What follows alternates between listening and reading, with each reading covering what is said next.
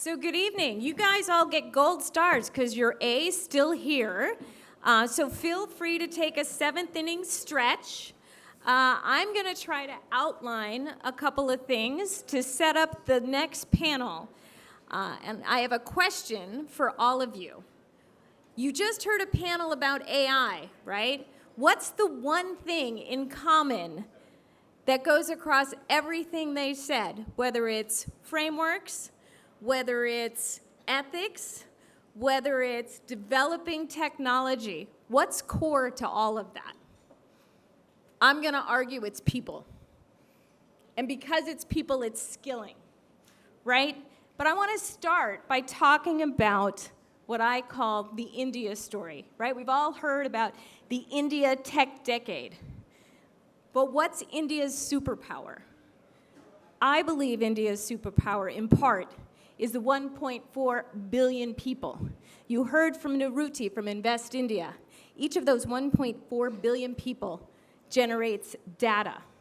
You heard about the 800 million internet users that are using an open, democratized system of free-flowing data. Data is what's going to drive the next generation of economic growth, and it's going to be facilitated by AI. We also heard about the choke point, right?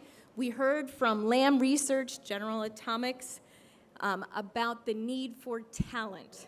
In fact, in Intel, when we go around the world and we look for places to invest, one of the key things we focus on is what's the talent that's there. But also at Intel, we talk about the Siliconomy. My CEO talks a lot about it. What is that? Well, if you look at the old framework of economic growth, what was it? It was where was the oil or the extractive resources, right? And if you were lucky enough to be a country that had that asset, it was great.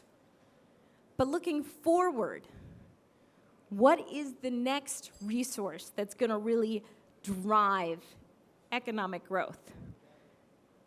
I would argue it's your people. If you can unleash and unlock the power of AI by skilling your people, and I don't just mean the technologists, I don't just mean the geeks, I mean the citizens, I mean civil society, because we all have to embrace this. That's the game changer. That's what's going to drive stuff. So let me talk about three aspects, right? One, I'm going to start with spurring innovation. Is spurring innovation? Why am I so passionate about this? Well, because I've seen firsthand what happens when you empower youth, right? Youth bring a fresh perspective, innovative ideas, and by training that next generation of technologists, you unlock unbelievable not only potential, but solutions to complex challenges. At Intel, we work very, very closely with governments around the world to do training for youth. I want to give you a couple examples from India. Last year at our AI Impact Festival, the winning team was from India. What did they try to solve? Farmer suicides. So how did they use AI to solve farmer suicides? It's incredible.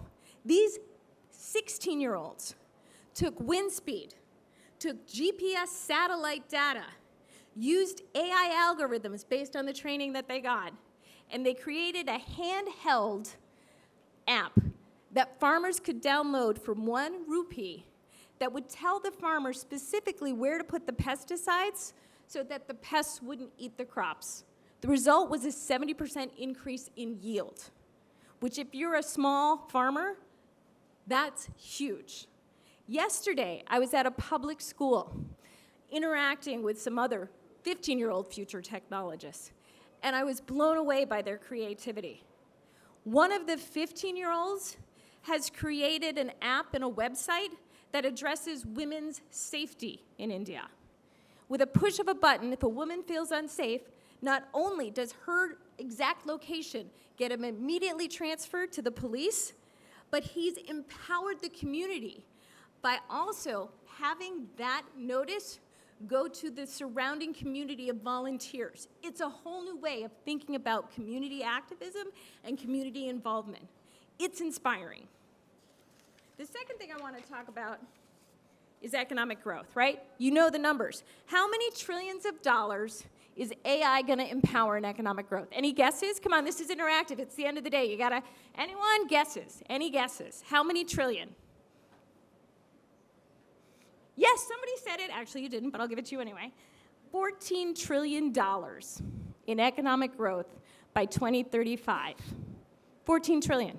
By 2035, by 2025, India is expected to have 500 billion in economic growth, right? So AI is going to make every industry more dynamic, I would argue more efficient, but it's going to drive that growth. And to remain competitive, countries have to be in the game, and they are. Let me give a couple examples of countries that are really stepping up and trying to address this challenge. One is India, right?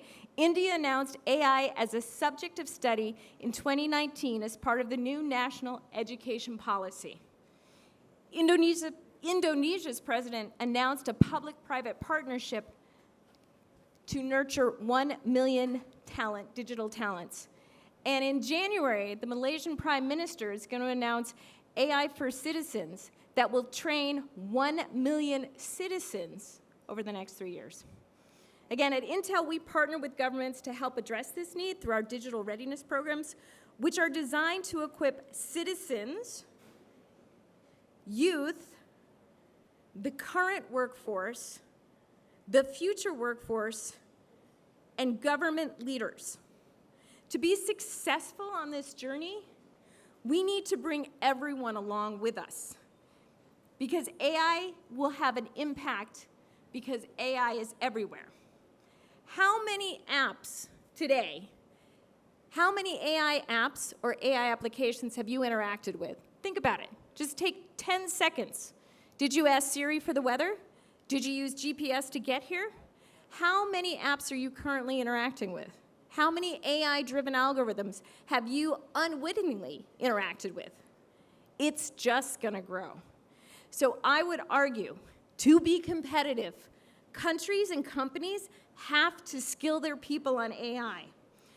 Intel, we're committed to this. We have a goal of training 30 million people by working with 30,000 institutions by 2030 in 30 countries. It's a lot of 30s, but it made it easy to remember. But that's part of our RISE goals. But it's something I'm really, really proud of, because I do believe this is the game changer.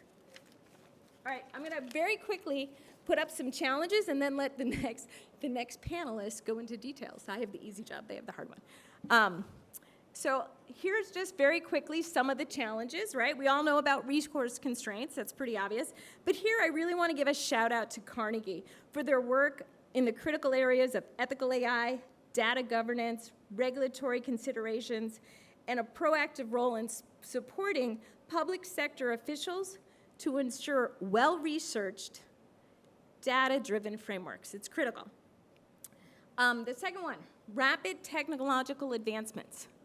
AI is changing quickly, rapidly, which means the curricula has to be adaptable, it has to be flexible, and it has to keep up.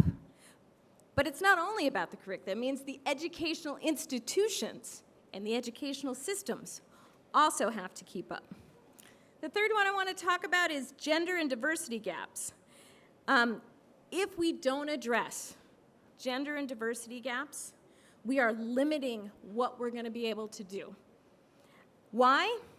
Because a lot of the issues are based on unconscious biases or cultural biases. And let me give you a really dramatic example from Australia. Australia did a case study. They hired for a job, right? So they did the typical thing, hi, I'm posting for a job, please submit your application. And then they did one where they said, hi, we're posting for a job. It's going to be AI-driven. Same job, same postings. One was completely AI-driven, one was not. What'd they find? Well, they found that 30% more women applied to the one that said it was AI-driven. Why? Because women felt they'd get a fair shake and that they wouldn't be disadvantaged. They also found, when they looked at the data, that 40% more women were put through to the second round than on the traditional way of doing HR. So what does this say to me? We have the opportunity, if we use critical thinking, design thinking, and we really think about the biases that are inherent to change our society and change the outcomes. But we have to be intentional.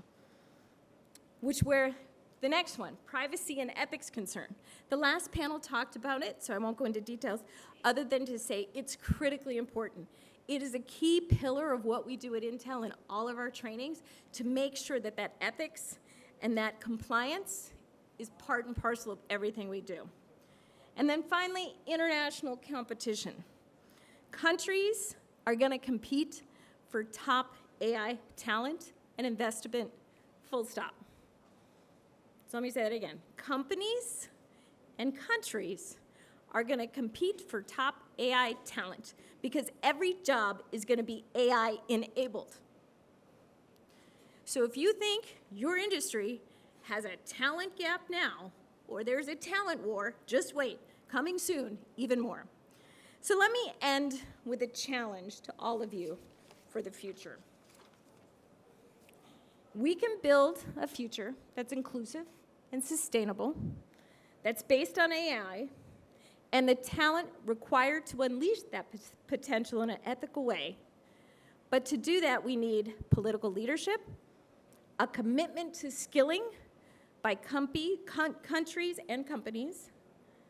We need mind share of civil society so that no one is left behind, which means we need all of you.